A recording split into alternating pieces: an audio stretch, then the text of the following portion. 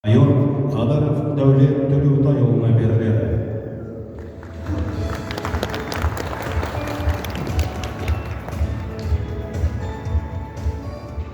Армысыздар, қадірлі қонақтар, құрметті ардагерлер. Бүгін біз еліміздің әскери тарихындағы маңызды кезеңдердің бірі.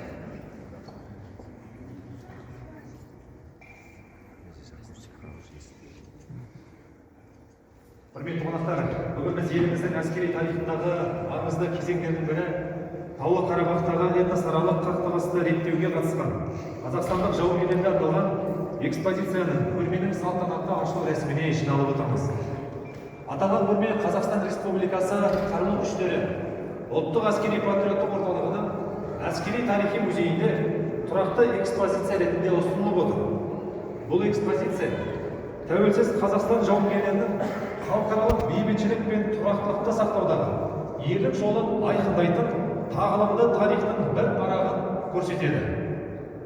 Көрме музей қонақтарына еліміздің әскери шежіресін тереңірек танытып қана қоймай, өскелең ұрпаққа патриоттық тәрбие беруге, отанға адал қызмет етудің асқақ үлгісін көрсетуге зор үлес қосатынына сенім білдіреміз. Осы орайда көрме экспозициясын құруға, қалыптастыруға, құнды жәдігерлерді жинауға атсалысқан барша ардагерлерге, ұйымдастырушыларға және қолдау көрсеткен азаматтарға шынайы алғысымызды білдіреміз. Бүгін ашылып отырған бұл көрмені өткенді еске алып, ерлікті ұлықтайтын, бейбітшіліктің бағасын терең ұғындыратын рухани алаң десек те болады. Ерлік жан дүниенің ұлы қасиеті.